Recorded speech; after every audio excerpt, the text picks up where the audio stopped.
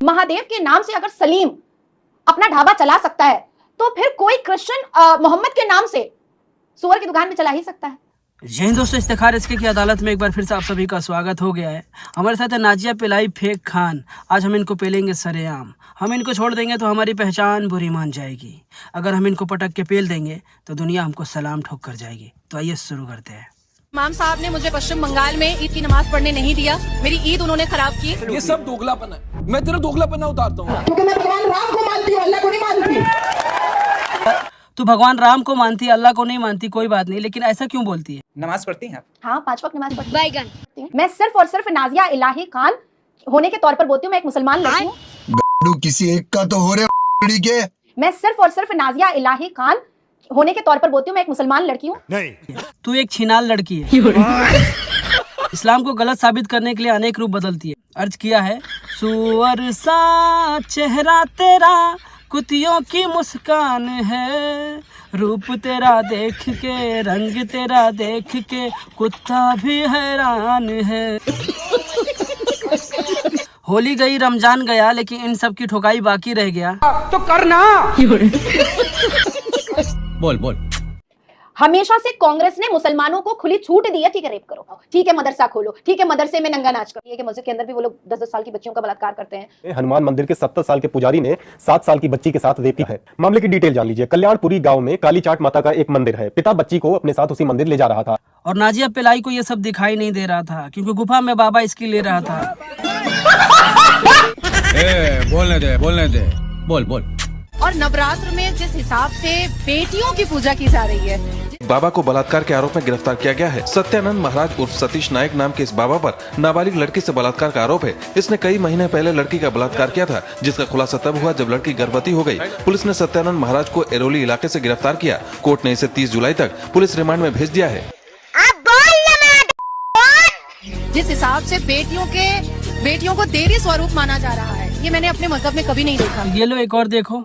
मुंबई के शिलफाटा में इंसानियत को शर्मसार करने वाली घटना सामने आई है, जिसमें मंदिर में आश्रय लेने वाली महिला के साथ 3 पुजारियों ने रेप कर उसकी हत्या कर दी। बेइज्जती।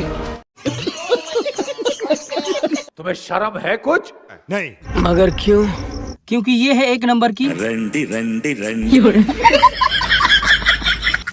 तो आप सवाल सिर्फ इस्लाम पे उठाते हैं कि हिंदू में भी सवाल उठाती हैं हिंदुओं को लेकर? देखिए, हिंदुओं में अगर ऐसी कोई आपत्ति मुझे नजर आएगी तो मैं बिल्कुल उठाऊंगी।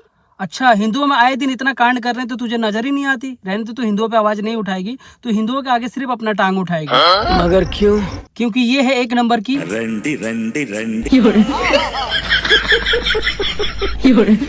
इमाम साहब ने मुझे पश्चिम बंगाल में ईद की नमाज पढ़ने नहीं दिया। मेरी ईद उन्होंने खराब की। तो मैंने देखा कि मंदिर का दरवाजा मेरे लिए खुला है और पूरे सम्मान के साथ खुला है, तो मैंने नवरात्रि मना ली। महिला शाम 5 बजे पूजा करने के लिए मंदिर गई थी, लेकिन वो घर नहीं लौटी। रात के करीब 11 बजे पुजारी और उसके 2 साथी खून से लथपथ उसके शव को उसके घर के सामने फेंक कर चले गए। परिजनों ने पुजारी समेत 3 लोगों पर रेप के बाद हत्या का आरोप लगाया है। हमारी माताजी 3 तारीख को यहाँ से निकली थी शाम। एसएसपी ने बताया है कि पुलिस ने रेप और हत्या का मामला दर्ज कर 2 आरोपियों को गिरफ्तार भी कर दिया है, लेकिन मुख्य आरोपी यानी कि पुजारी अब भी फरार है। तुझे ये नजर नहीं आ रहे हवस के पुजारी, क्योंकि तू आजकल गुफा में मरवा रही है। आगे स्वाद। और मैंने हमेशा इस्लाम के अंदर चल रही कुरीतियां और अश्लीलता के बारे में बिल्कुल सामने आकर के बात की है। तो आप सवाल सिर्फ इस्लाम पे उठाते हैं कि हिंदू में भी सवाल उठाती हैं हिंदुओं को लेकर? देखिए, हिंदुओं में अगर ऐसी कोई आपत्ति मुझे नजर आएगी तो मैं बिल्कुल उठाऊंगी। रात दिन तू गुफा में रहेगी, बाबाओं से ठुकवाएगी, तो तुझे ये सब कैसे नजर आएगी? उनके अंदर चल रही कुरीतियां, उनकी अश्लीलता के बारे में कभी सामने आकर बात नहीं की, क्योंकि उनके सामने सलवार उतार कर टांग उठाती है, इसलिए उनकी अश्लीलता इनको नजर नहीं आती है। नगर में एक मंदिर के पुजारी को एक महिला से बलात्कार के आरोप में गिरफ्तार किया गया। आरोप है कि उसने मंदिर में काम करने वाली युवक की पत्नी को अपनी हवस का शिकार बना लिया। मामला 1 जनवरी का है। मंदिर के पुजारी मदन मोहन शर्मा की उम्र करीब 55 साल है। मंदिर में काम करने वाले शख्स की पत्नी को उसने किसी बहाने अपने घर बुलाया। जब महिला पुजारी के घर पहुंची तो उसे अकेला पाकर पुजारी ने बलात्कार जैसी घिनौनी वारदात को अंजाम दिया। तो ये लो एक और देखो।